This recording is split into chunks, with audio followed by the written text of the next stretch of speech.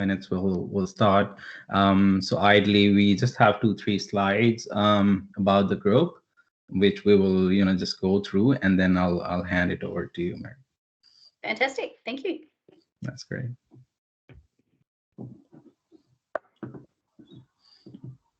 So while we have people joining in, is anyone doing anything interesting in this lockdown? That depends on the definition of interesting. Interesting and lockdown is an oxymoron. I'm sorry.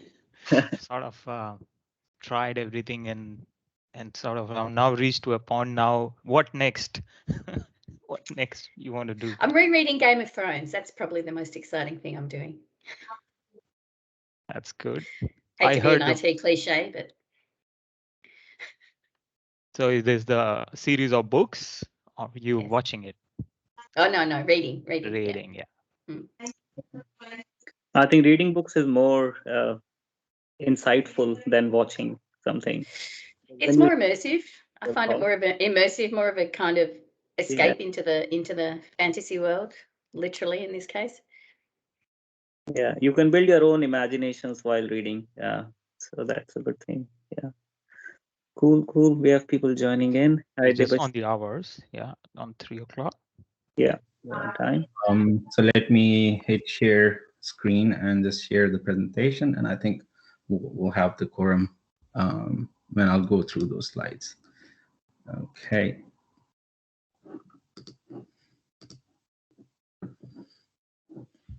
So I was just gonna switch off the video to save the bandwidth. My internet struggles. No problem. Pankaj, just confirm me if you can see my screen. Yes, Amar. Presentation on it? Yeah, it's up. All right. So yeah, thank you so much, everyone, for joining us for this session of ANZ D365 FinOps teams. My name is Kamar, and I'll be moderating this session with my friend Pankaj, and we are a team of volunteers. So I'll go through a few slides, and then I'll hand it over to Pankaj to introduce our today's speaker. So ANZ Group, first of all, thanks you for joining, this meeting. So we thank our speakers who voluntarily, participate in these activities of upskilling our members within the ANZ region. So if you want to know more about the group, we do different activities around FinOps. So basically, we conduct fortnightly learning sessions like this. And then we have a YouTube channel as well, where we basically publish all these videos, and you can go and watch them later as well. Along with that, for ANZ region, we have a specific WhatsApp group as well, where members can come and post any challenges they're facing, or share any relevant content which will be helpful for other team members. This is just a brief, list of topics that we cover. So we try to cater more things around FinOps, but we also, try to go beyond FinOps where it's relevant in context of FinOps for D365 overall platform. And these are the channels we have at the moment. So this is our hashtag if you want to get involved. And then you can join us on LinkedIn if you haven't already. And if you want to, join into our WhatsApp group, just get in touch with any of us, like myself, Pankaj, Rachit, or Amar, who are already on this call. So this is how our group looks like on LinkedIn. So if you will go to this link, you will find it. Otherwise, you can just search this name, and you will be directed to the group's page. This is our Twitter, and this is our YouTube channel. So our YouTube channel has very useful videos, because we are doing it for quite a time now. And you guys are welcome to go there and just look at those videos. So I'll thank you so much again for joining, and we thank to Mary, for taking her time out and coming to share her knowledge with us today. So at this point, I'll just hand it over to Pankaj. So Pankaj will introduce himself, and then Mary. Thanks. Thank you, Kumar. I think you've covered pretty much everything. I think we can jump into and hand over the floor to Mary. I just want to thank Mary for joining in on Saturday afternoon with us, spending an hour on Saturday. That means a lot for everyone, and that shows the passion, and the team is dedicated to actually learn the dynamics and to get more insight from these sessions. So without much delay, I just hand it over the floor to you. It's over to you now. Hi, thank Hi. you. I'm Mary Reeves. For those of you who don't know me, I'm practice manager for DXC Technologies Microsoft Dynamics practice in this part of the world. When Amar invited me to come along and speak today, I said, but Amar, I don't get my hands on the product anymore. I haven't worked on it for years. What can I share with you? And he said, no, Mari, we don't want to hear about the product. We want to hear your tips about implementations from your experience.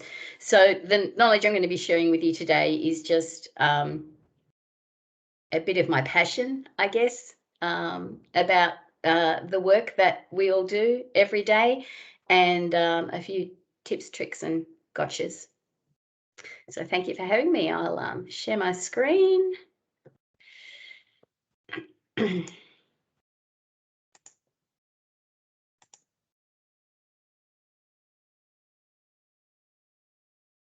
Is all good with my presentation? Yep. All good. Great. Okay, so the topic of my presentation today is 36 years of digital transformation. There's a few grabs on this slide from Microsoft Dynamics site, a little bit from Satya Nadella, just about the world we're living in at the moment and the accelerated progress in so far as digital transformation is concerned. Our world is hot, our product is even hotter, and it's a great time to be in the industry and a great time to be working with Microsoft Dynamics. Businesses many of them have been dragged kicking and screaming by the pandemic into finally making that decision to modernize their business systems, and coupled with that, we've got this just prior to the pandemic, we were starting to gain velocity with the new evergreen software as a service cloud solutions, and those two things together have just made the perfect storm. So I couldn't be more excited about the future. Today I'm going to be starting off with a bit of an introduction to me and a little bit about my background and experience. Then I've got 4 topics that I want to cover. First of all, some lessons learnt from very large implementation that I've been part of in the last few years. Some of my success factors, things that I think are really key to successful projects. Some tips on team building, which is a passion of mine, employee engagement and team building. And then Amar also asked me to talk about building talent and how to mentor new people coming into our industry with the growth that we're seeing at the moment. That's going to be part of everybody's life in the upcoming weeks, months, and years. And then hopefully we'll have time for some questions. All right, so a bit of an introduction to me. My first digital transformation project was in the 1980s, which dates me quite nicely for you. We didn't call it digital transformation back then, but that is indeed what it was. It was a company called Dun & Bradstreet. You can see there's a little grab on the screen. I had a look around online trying to find anything I could. It's so long ago that there wasn't much, but there was a record of the registration of the business name for the transformation we were doing. I was key user and national trainer for that project.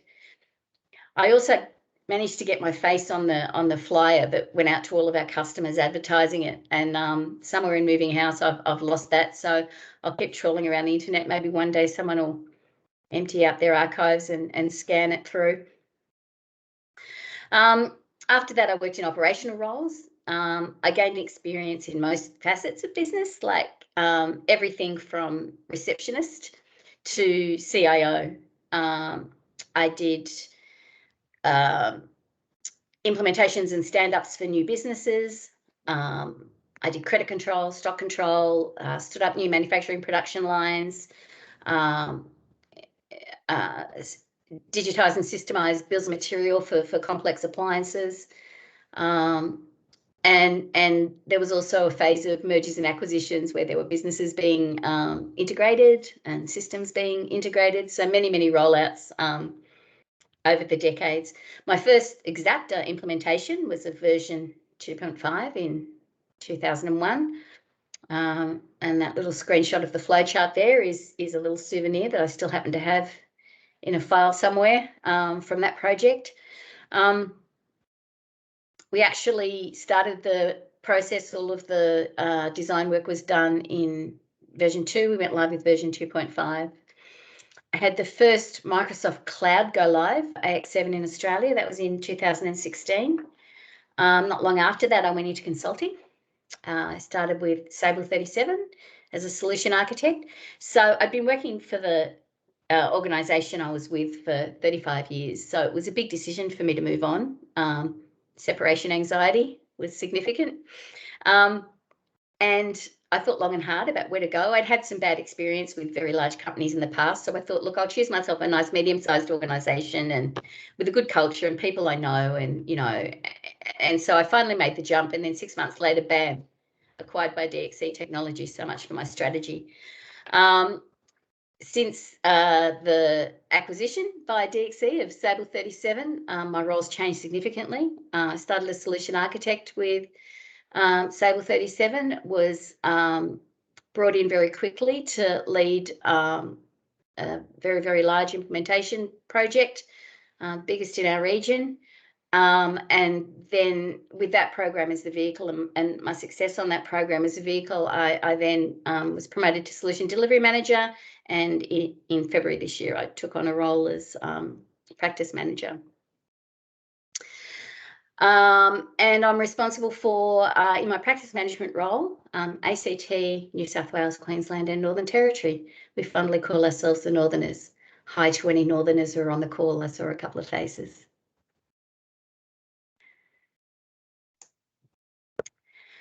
Okay, so a little bit about lessons learnt from our region's largest implementation, which just exited UAT last week. Congratulations to everybody. So first of all, client expectation is reality. It doesn't matter how much of a good job you've done, how much you did what you were told or what you were directed to do or what the designs told you to build and deliver. If that doesn't meet the client expectation, you failed. So that's a really big lesson, I think, for all of us, to make sure that we remain aligned with our client. So not only do we need to make sure that those designs are aligned with our client, but once we deliver them, that when we assert that we've delivered them and they've tested successfully and met the requirements, the client, subject matter experts and product owners agree that we've met the requirements. Because no matter how much we assert that they have, if the client doesn't believe they have, fail. The next learning was is kind of something that I've learned over my career as well, but the bigger the program, the more important it is, and that's about risk management. You call out risks, always call them out. There's never a good reason to not raise a risk. Call them out early, make sure you're heard. Sometimes people can be dismissive when you raise them. If you're convinced that the risk is real, just keep harping on about it until you're successful and confirm it in writing.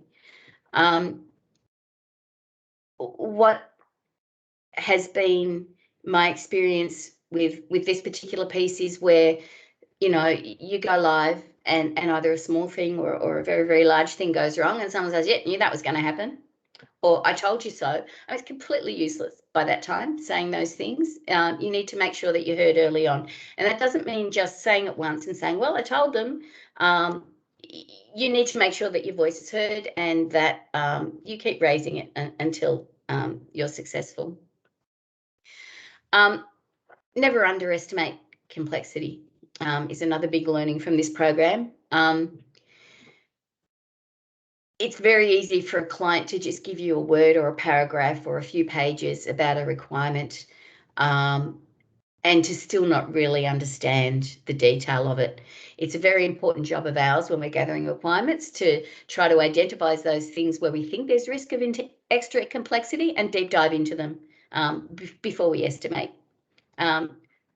Really key, because something that you think will take, you know, X amount of hours, days, weeks, and cost X amount of hundreds, thousands, tens of thousands, or hundreds of thousands of dollars, if you've underestimated the complexity, it doesn't just grow a little bit in cost, it can multiply.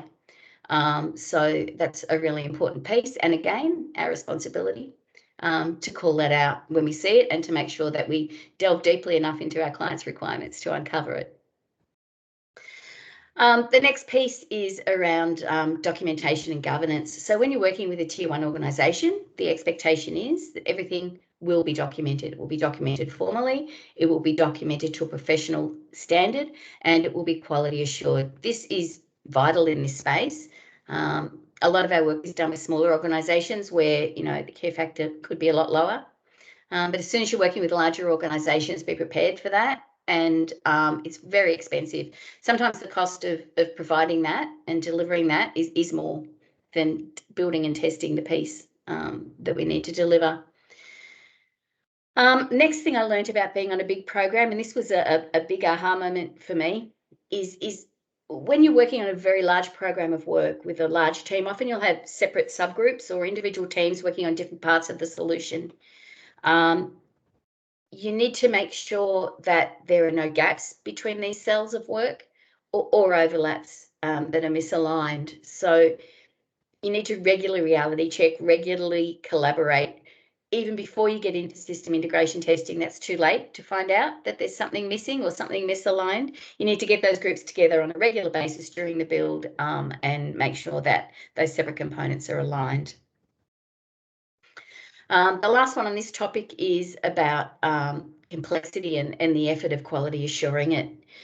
What I'm trying to say here, probably badly in that summary point, is let's say the complexity level of a piece is 1 and the cost to test it and document it is level 1.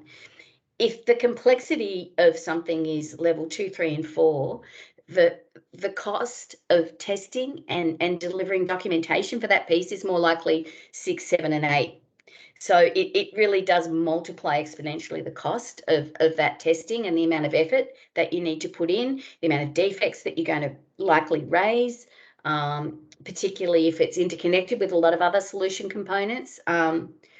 Really important to understand that when we're going in and doing our estimations for a project, and making sure that if we don't have enough information to uncover this, and in fact all of the issues on this slide, then we need to call out those pieces where the risk is and delve more deeply into them. Better to spend more time up front, more clearly understanding what's in front of us, than to have those expectations in the wrong place.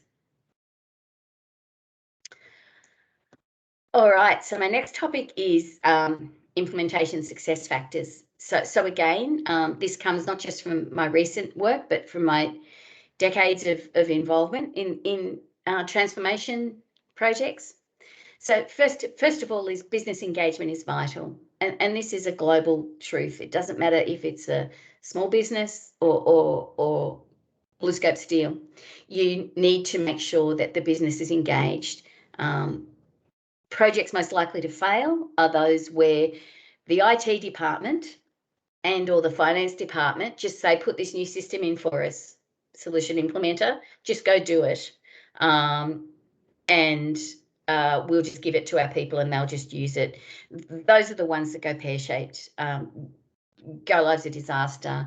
The change management hasn't been managed. So engaging the business, both in our requirement gathering and in our testing and assurance processes, is absolutely vital. Making sure you've got the right people in the room, and again, call it out if you don't think you've got the right people. The next one is never lose sight of MVP. So every client nowadays says to us, I want out of the box, right? and we know that comes from, you know, the CIO, the CFO, the CEO, that steering committee level. See the value in having as close to standard as possible, fully leveraging that evergreen software as a service model so that they don't have any customization or very little, and they can remain updated and never have to do this again. Unfortunately, that almost never translates down to the people on the ground in the business who are participating in the project. Many of them don't have experience in transformation, or they have always done things the same way, sometimes for, you know, decades. And it's really hard for them to imagine something different to what they're doing. It's important not just for the project executive to be talking this language, it's important for us on the ground as well. I'd encourage you at the start of every single workshop to set that scene. Remind people that we're going for a solution as close to out of the box as possible, that minimum viable product is our goal here. We don't want to gold plate it. Potentially some of these things can be relooked at after go live. So I'd also encourage you at the end of every workshop to just look at the requirements that have been gathered, do a bit of a retro on them and say, okay, is this part of our minimum viable product? Should any of this scope be deferred until a future release? My next success factor is that leaders must always have their team members' backs. So for those of you who have a leadership role and are leading a project team, it's vital, but also any consultant going into a business to deliver a transformation, you are in a leadership role. You are a thought leader, you're an opinion leader. We are consultants because we're going into these businesses as experts in our field. So it's really important for us to live and breathe this in our day-to-day work on a project. And this means nobody ever gets thrown under the bus. If something's wrong, if there's a mistake made, we work through it, we understand what we could have done better, we fix the problem and we don't do it again. It's completely useless and a really key reason that projects fail, to say, oh, I did what I was supposed to, it was him. Or no, it wasn't my team, it was your team. That doesn't get the problem solved. It doesn't get the solution delivered. Really, really important to always have each other's backs. Plus, it's only human as well, I think, for us to work together in a collaborative way. The next one is about organisational change management. You know, it's a bit of a buzzword these days, but it's an eternal truth. It's always been the case. It's just now we've got some nice phrases that are commonly recognised to describe it. Businesses must put effort into this space.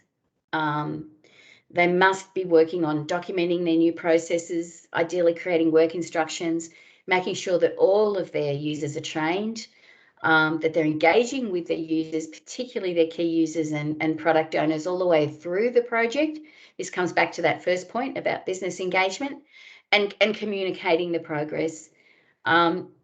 If they don't engage and don't do sufficient organisational change management, projects will fail. They'll absolutely fail, no matter how good the solution is. The go live will be a disaster. So this is a really, really important point, and it's one of those risks you should call out. If you think that you can see that this is not being done in the business or not being done adequately or quickly, absolutely call it out, because it's a risk that must be raised. Sadly, often it's the solution implementer that gets blamed when a business doesn't do this properly. So we need to be making sure that our leaders, our project managers, our executive sponsors are engaging with our clients and making sure that this message is delivered properly and that this risk is clearly understood. The next one is just a little thing that I've learned over the years of doing projects in many businesses. Find the squeakiest wheel in the business and involve them. You need those particular people to be engaged and involved and have some ownership of their data and their processes prior to go live. Otherwise, the risk you run is, again, no matter how good the solution is that you've delivered, when things go wrong, and of course they always will, after go live, these people just go, your system doesn't work, fix it. Whereas if they had that ownership and they have that engagement, and they have some kind of sense of pride and achievement in what's been delivered, they'll fix forward. They'll look for the solutions. They'll implement the reversals and changes and error corrections and all of those processes that are often missed during the project delivery. They'll implement those into the business after go live, rather than just launching grenades over the fence back at us every time one of these pops up. My next one is never try to hide issues or shortcomings.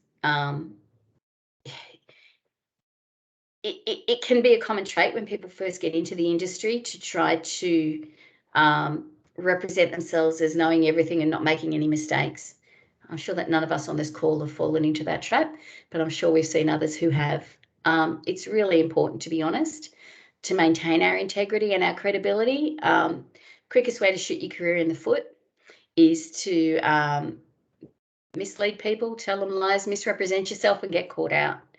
So don't try to hide issues. If you make a mistake, admit to them, be part of the solution in fixing them, and take the steps to make sure you and everyone who is responsible for gauging your performance knows that you have addressed the issue and you'll make sure it doesn't happen again. Really important. I talked a little bit about this next one on the previous slide. Expectation and perception, they really are just as important in reality. Sometimes they're more important. No matter how much we can assert and assure and prove that we did what we were told to do, if that's not what the client was expecting, or they don't perceive that we delivered it successfully, it's a fail. And the last one really kind of talks to all of these points, and that's ownership. The key users must own their data. They must own their solution. If you don't engage with them and work on this perception and reality piece, make sure that the OCM work is being done, then they won't have that ownership and they'll do the aforementioned grenade launching just back at us, and it comes off as a failure. All right, my next one is around team building. This is a bit of a passion of mine. The first point in this slide is something that I've only kind of recently realised that I just do innately, but it really does make a difference. It's ridiculously uplifting in this time of lockdown and isolation to turn your cameras on at the start and the end of a session. It really just makes all the difference. It's also good if you have difficult messages to deliver, to do them with the camera on. You know, ideally we'd be on site and doing it in person over a coffee, but things being what they are, camera on is the next best thing. And at the start and the end of every interaction, I try to add a human factor. I'll be the one always turning my camera on and saying, hey everyone, how you doing? How about the weather? How about that sports team? Oh no, another lockdown. You know, it doesn't matter what the topic is, just some piece of human level engagement that's not about our product and our process and our project. And similarly at the end, those of you who know me, are probably sick of hearing me at the end saying, thanks everyone, have a great day, have a good weekend, happy Friday, talk to you next time. These greetings and farewells are just, they make a big difference. It seems like a tiny insignificant thing, but in my experience, it really makes a big difference, both to the success of your relationships and therefore the success of your delivery, but also to your career and the perception of you as a successful consultant. The next one is around team building. Look, you might think, oh, you know, a quiz night, whatever, a meet and greet, no, we're going to get to know people and do an interview, yawn. Look, all of these things are really, really important. They're important even more so in our isolation. If you're in charge of a team, or if you have a leadership role, or even if you haven't, propose team building activities to your manager. Put in the effort to show up and participate. Build those relationships. It's really, really important, and it's an important piece again for your career, for the success of the work you're doing with these people, but also it's a mental health piece. We're doing this job 8+ hours a day, 5 days a week. That's a huge part of our life. to be spending that time in a team of connected people where you have relationships and you share each other's successes and help each other when there's trouble is far more rewarding and a far more enjoyable thing to be doing than when that's not the case. Equally, build a relationship with every member of your team. Reach out, say hi, involve them in your problem-solving efforts, reach out and ask for help, reach out to offer help when you've got capacity.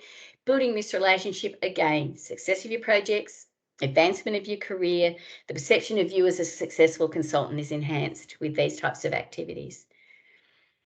The next one seems like a no-brainer, but ask, don't tell. No matter how senior you are, no matter how more knowledgeable you are than your teammate or your client SME, always ask someone to do something for you, never tell them. You know, it's like Mum used to always tell us, right? Always say please, always say thank you.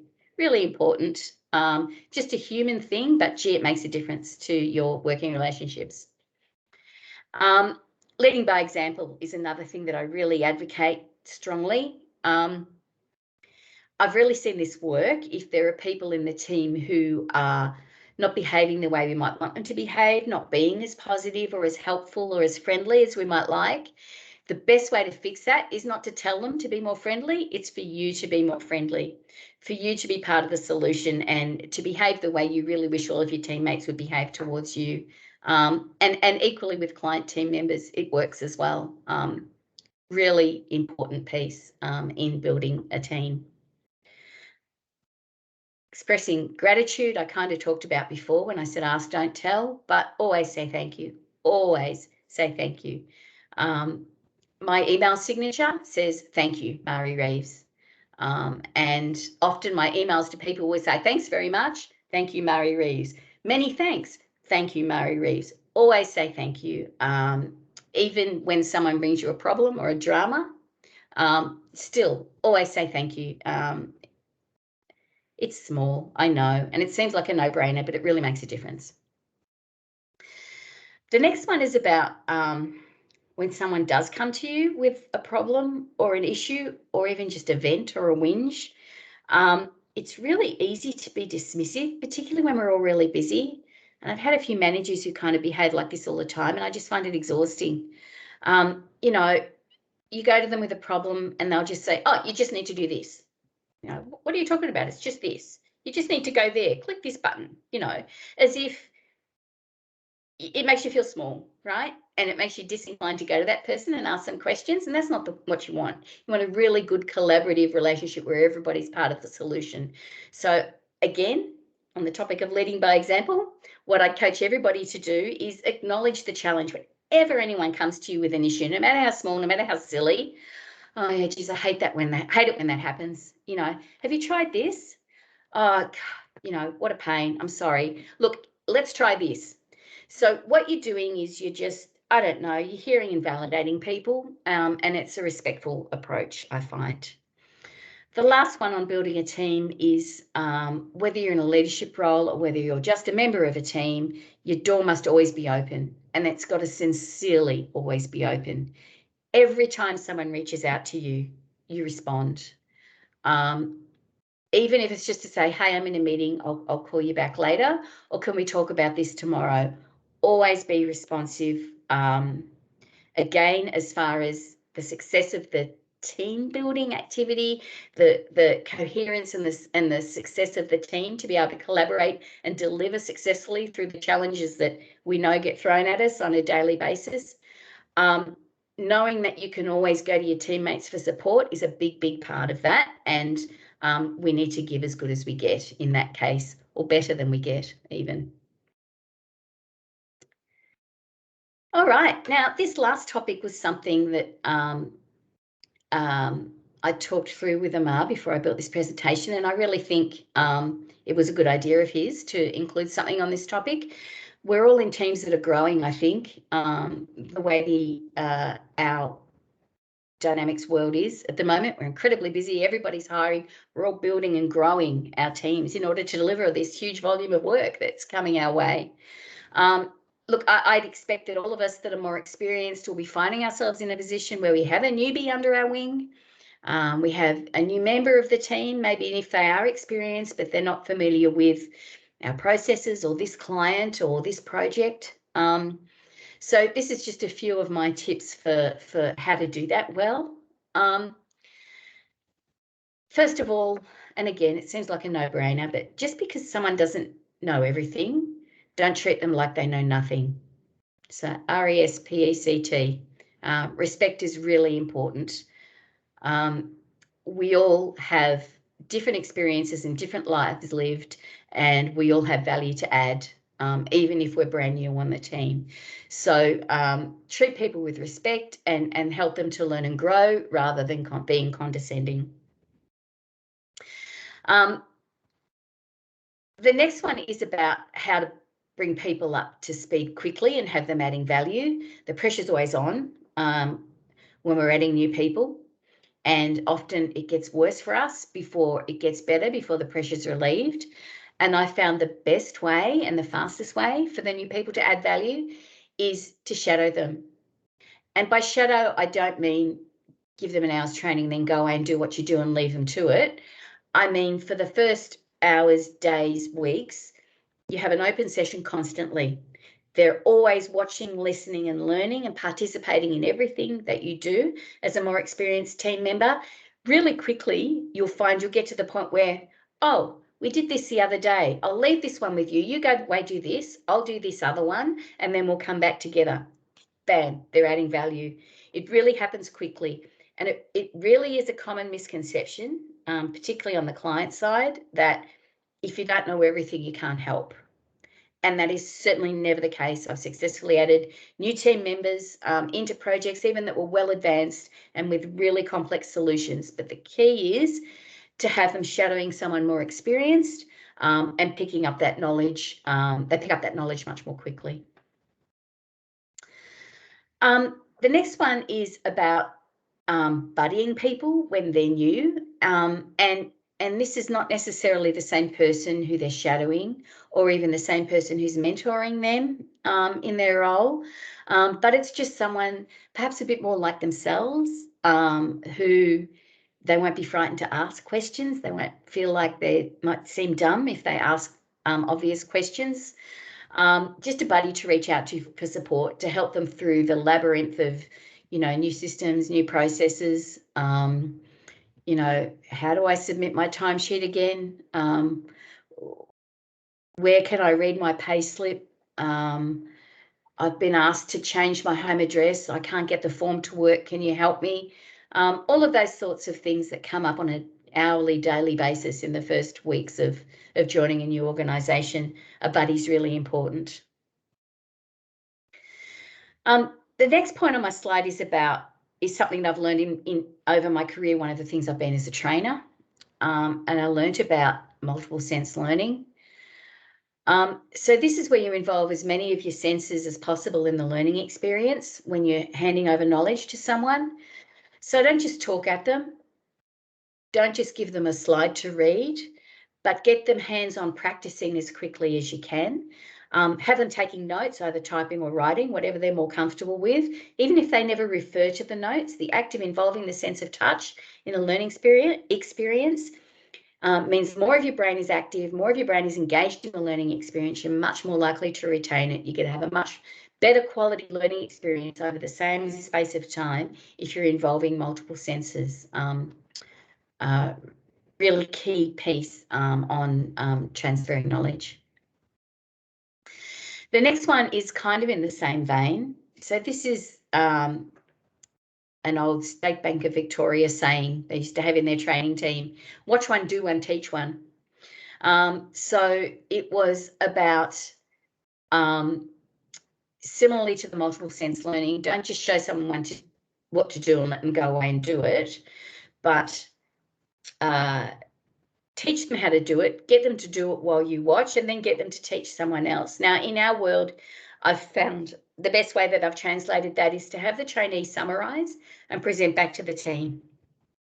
So either present to the project team, present to the wider group, present to their managers team within the organisation, all of their colleagues.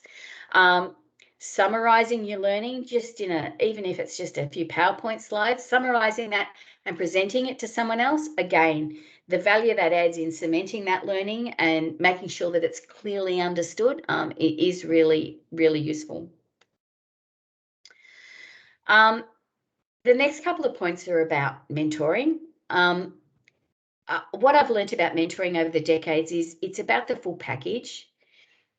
It's not just about training or teaching or knowledge transfer. It's about guidance and advice in all aspects of not just your career, but your life. I've found myself in a position quite a few times over my career when I've been mentoring someone who's really not in a good place. And I find myself giving advice on, I don't know, keeping the small things under control in your life so that when something big comes along, you're much more capable of handling it both mentally and physically. Being organised and having your tasks scheduled into your calendar so that if you can't get them done on time, you have to find another time slot for them. This type of generic kind of soft skills advice is part of the whole package.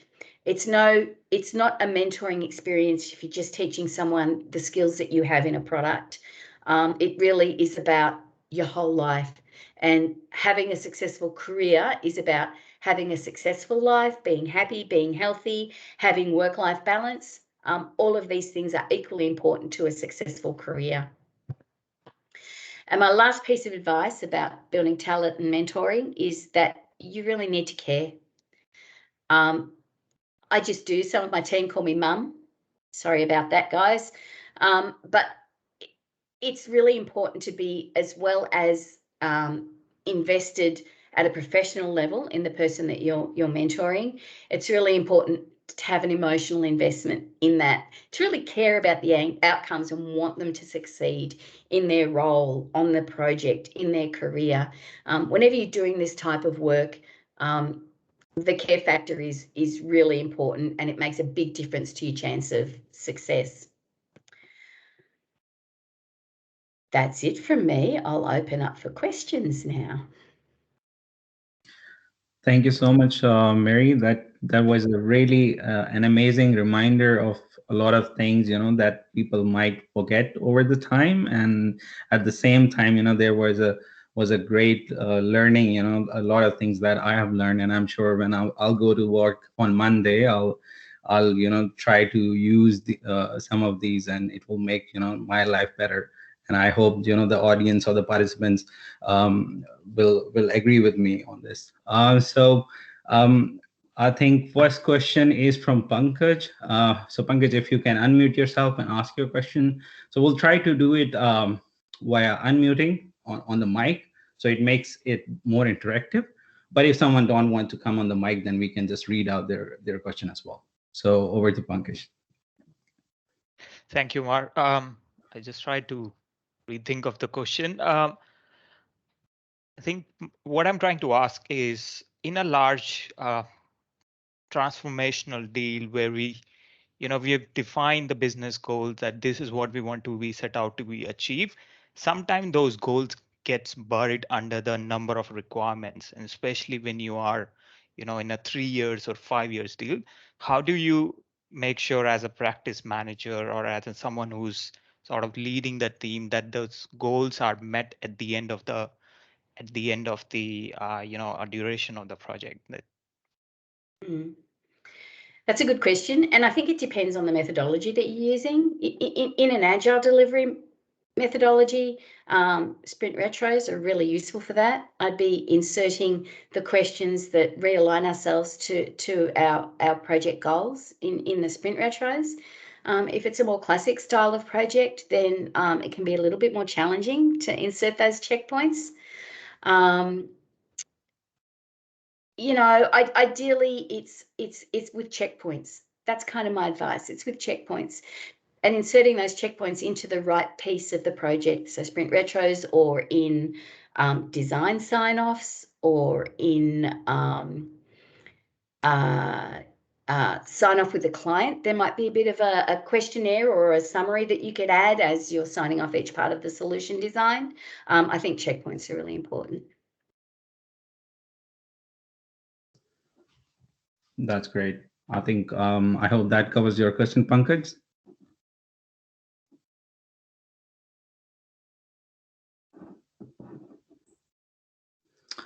All right. So I think moving on, Debashish, if you are there, you can unmute yourself and ask the question. Thank you. Great, Mari. Great to see you as always. I would say it's ridiculously uplifting. And Mari has been a great mentor when I was in DXC, and I've learned great deal from Mari, having worked with a common project. I wanted to ask this, and it's an itchy question, I would say. Well, it's it's around solution designing.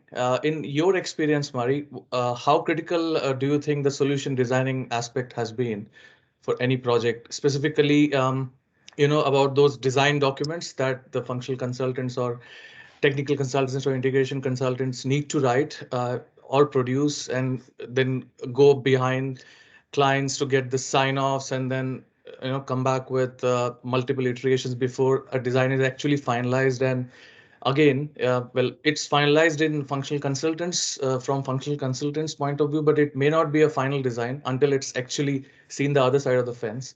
So what's really important when anyone is sort of designing solution? It's not reduced to a piece of document, but the concept of solution designing, in terms of estimating what it would entail, the cost, the timelines, the resources required, and most importantly, giving that absolute clarity to the developer who will be on the receiving side of the solution designing document, yeah. So that's the question. Yeah, look, thanks, Deb. Ridiculously uplifting to hear from you as well. Yeah. So look, there's a few points there, and I think the heart of it is that a design document, no matter what type of component it's describing, is necessarily a one-size-fits-all piece of documentation. So it needs to adequately describe the intent for the business. Typically, that can be a business case at the beginning. It needs to reference the requirements that it's meeting. It needs to be in a language such that the business stakeholders, as well as the SMEs, can adequately understand and sign it off from an informed position. And I've seen this process fail where businesses just go, yeah, signed, and hand it back, right? They don't really understand. They don't care whether they understand. No matter what you deliver, they're going to make you go back and do it again, right? Absolutely. It needs to also be adequately described enough for the technical team to build it. And that's a really important component of any design document as well. And I'm not suggesting that functional team members need to use technical language. They don't, but they need to use the right terminology in reference to the solution.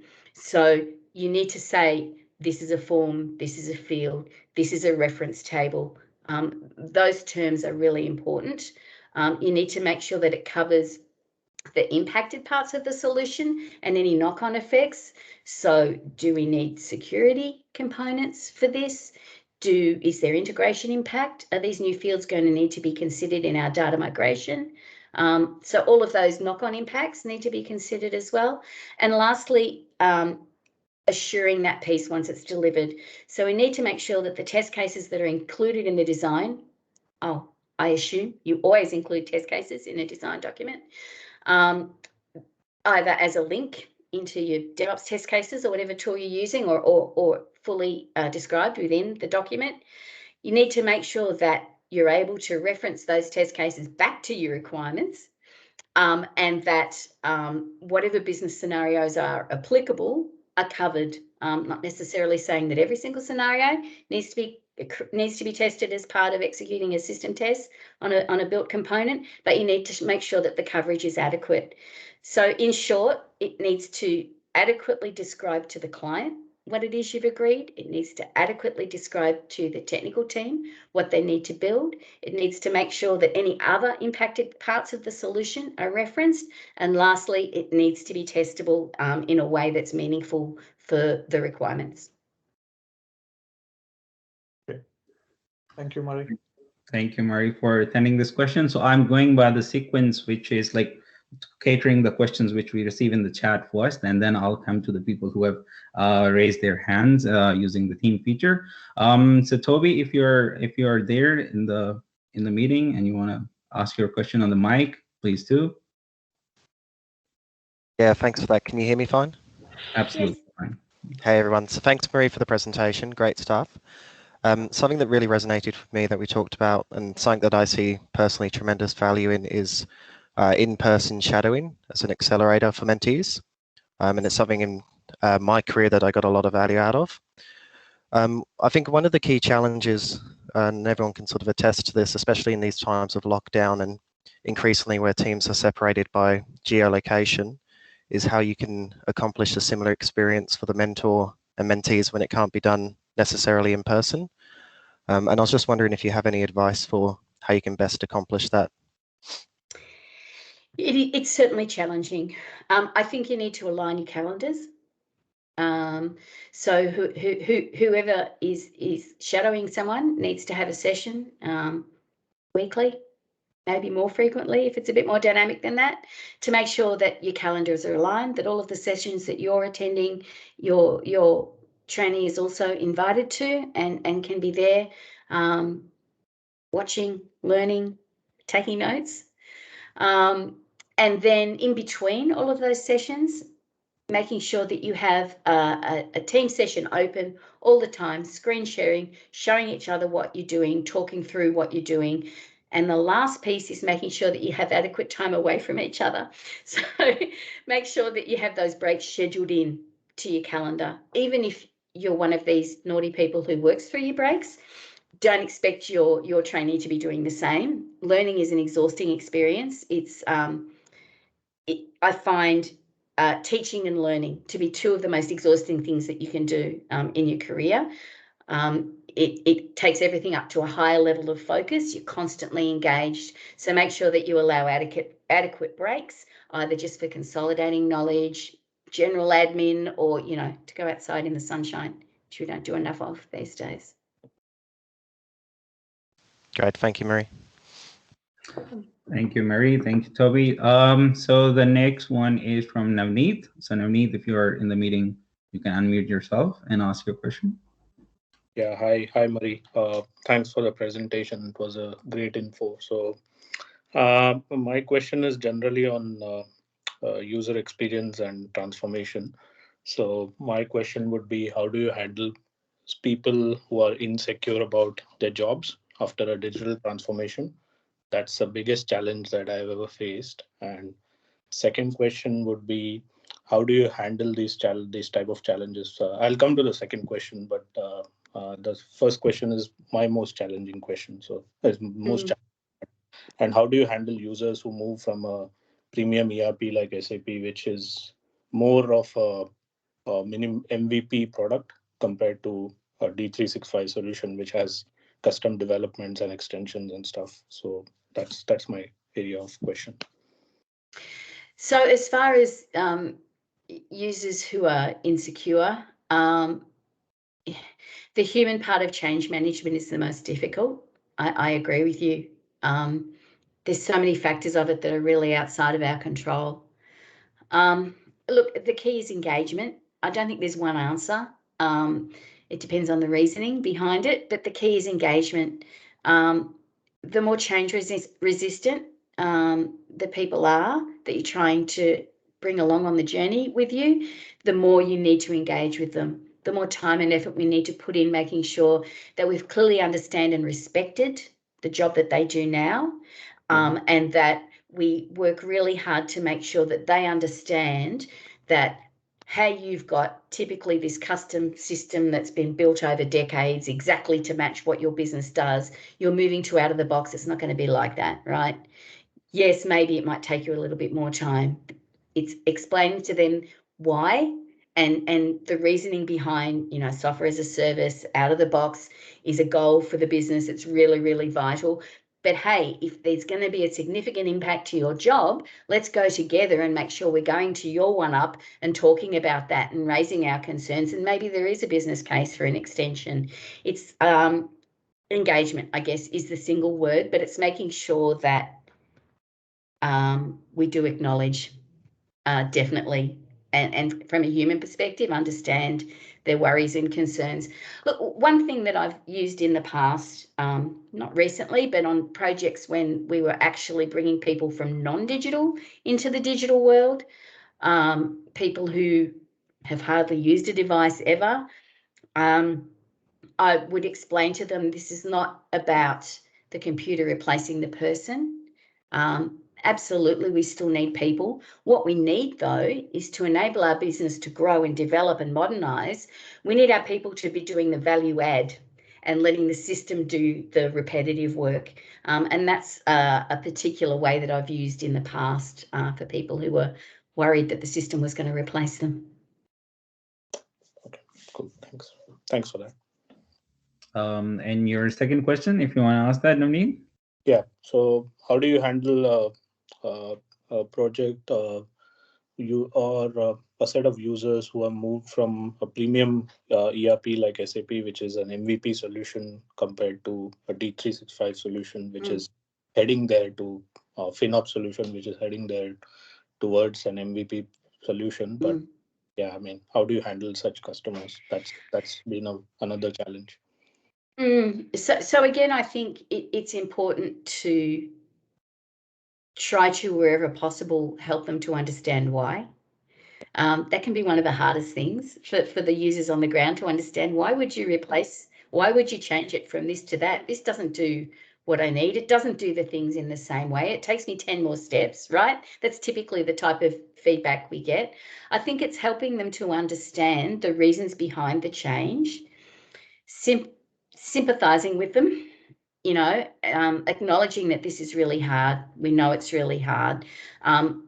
I want you to have the best experience possible. Let's work together on getting to the best possible outcome for you within these constraints. But look, I think it can be also sometimes useful, and it depends on the nature of their concerns, but it can be also sometimes useful to kind of almost buy into their complaint. Like, yeah, look, I know the company makes a choice and you just have to do what, we just have to, we're just here to do our jobs. That kind of level of sympathy can sometimes help to get them that connection with you, to help them across the line to working on the end result together, because that's what we need, right? We absolutely need them to engage and work towards the end result together. But don't be dismissive of their concerns. And if you think they're legitimate, help them to escalate them. Okay. Thanks for that. That's great. Thank you, Navneet. Thank you, Mary. Yeah, in the interest of time, we'll go through quickly for the rest of the questions. Thank you, Manisha, for your praises. And for Vishwanathan, basically asked about the presentation slides. So I think Mary will get in touch. If you're willing to share these slides, then we'll share it from our group. Sure. Thanks in advance for that. Faisal, if you have any questions, I see you raise your hand. Oh, yeah, thank you so much. A great presentation, Mary, as always. It's nice to see you, some old faces here. So my question is about, from the organization's point of view, like we talked about like peer reviews, peer backup, and support from all the leadership. What roles do you see an organization should be playing to support their employees into this digital world nowadays, where everyone is actually scared of, am I going to save my job or not? So, and this is actually. So you mean our employers? You mean? Yes. What role do you see an organization should be playing in securing and making the employees comfortable nowadays? But I can see a drastic change into the employees' attitude and behaviors. They complain about, like, I don't see any security in my role, and this is where, like, they started slipping from their deliverables very quickly. And this actually is impacting the deliverables and hurting the clients badly. And when we talk internally into the teams and we came to know, okay, my mentor or my leader or the people whom I am working with, he or she is not happy with the organization, but this is indirectly or directly impacting the whole team deliverables. So in those situations, how do you think, like, what would be the better way, what would the best way as a leader we should be playing? Yeah, look, as a leader, it comes back to what I said before about caring. I think if you want to successfully attract, retain, and engage with an outstanding, excelling team, you need to care. So not just about their job and what they're doing on a project or what their skill level is, but you need to care about their career. You need to work with people on their personal development, understand what it is they want out of the job, not just what you want from them. And take an interest in people on a human level. Good leaders absolutely care about your health. They care about your well-being, and to be honest, it's pretty stupid not to care about those things, because if you don't have those, you don't have your team. So and it comes down to those human factors I talked about earlier. Connecting and engaging, respecting and acknowledging concerns. Don't ever be dismissive, but the most important piece is having that care factor in whatever way that you as a leader communicate that. That's not really important. The importance is that in your own style and in your own method, you're engaging with your team to understand what it is they want and helping them get there. And I think the rest takes care of itself if you do that. Thank you, Mary. Thank you, Basil. Yeah, in the interest of time, last couple of questions very quickly. Satya, if you're there. Hi, Mary. Satya this side. In your opinion, from client side, what are the top 3 skills or top 3 preparation they should do before the project starts and for the whole project? Like I have seen in my experience that clients who are better prepared, right, and not depending on the consultant 100% are much better, like doing much better than the other clients. Right? They think that they hire the consultants, now their transformation journey will be taken care of by the consultants. So yeah, what do you think they should be doing? It's a good question, and a really important piece in success, and it's around client expectation on how much work they're going to have to do. And there is a misconception that we're getting someone else in to do this for us. That's not the way it works. That's not the way any successful business transformation, right? Business software. We're not talking, some technical piece that doesn't have a human connection or that just works away in the background. This is about your business. This is the software and the solution and the systems and the processes that you're going to use to run your business.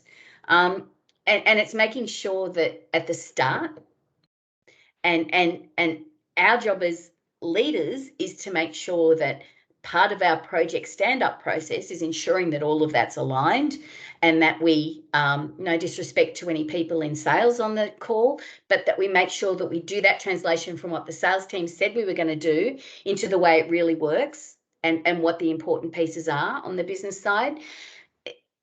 Often by the time we get engaged with the client, all of that work is hopefully done. If it's not, then it's on us to make sure that we call it out, right? So if we're calling out at the start of every session, what it is we need to do, what it is we expect, explaining that this piece, we're going to understand the requirements, but you know what, after that, we're going to build something and you're going to have to test it. Have you got all your processes listed? Do you know what your scenarios are? You need to be writing your test cases. Oh, no, we haven't done any of that. You need to talk to your manager about that. And if that's the kind of responsiveness you're getting, which is quite typical in my experience, you need to then go back to your project manager and your solution architect and ring those alarm bells and say, these guys have not done their prep work properly. Let's call it out. Let's get it added to the risk register and let's help them get it underway. In my experience, that's typical.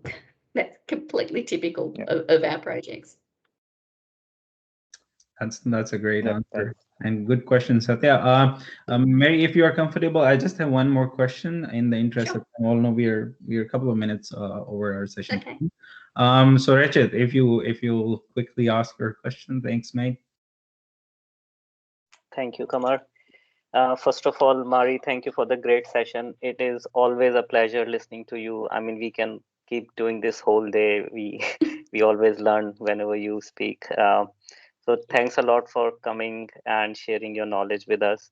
I just want to convey that I have worked with Mari, and the main attribute of her personality is that she carries herself uh, gracefully wherever she is, even if in the tough client situations. She is always very calm. I have never seen her stressed out, and she always carry herself with so much confidence that she was always the go-to person for us whenever there are tough situations.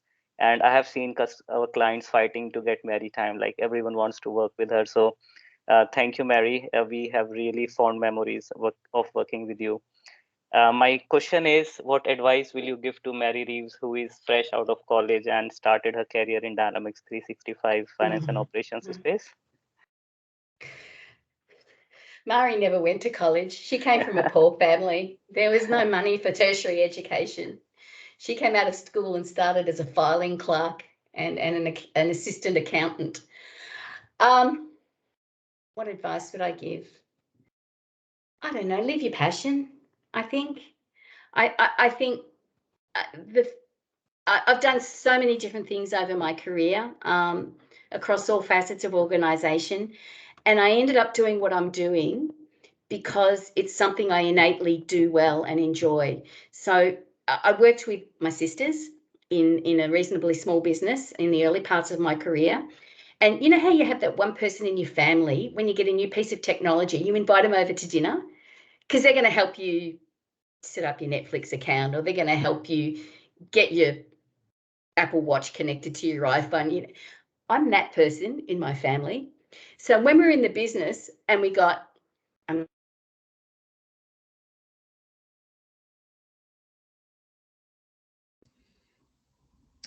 Hi, Mary. Yeah. I think we lost her momentarily. Let's just wait for her connection to come back. Sorry, lost you for a second there. No problem. Yeah, please. So Yes. So that's how I ended up in IT, is because it's just innately what I do and I'm passionate about it. So I'd say live your passion. Cool. Thanks, Mary. Thank you. I think that's the wonderful advice which you can give to anyone. Although I said last question, but I see another hand raised. So Mary, if you'll make it really quick. So Mari Mo here again. Look, I don't have any question. I want to just recognize all the things that Mari has presented today.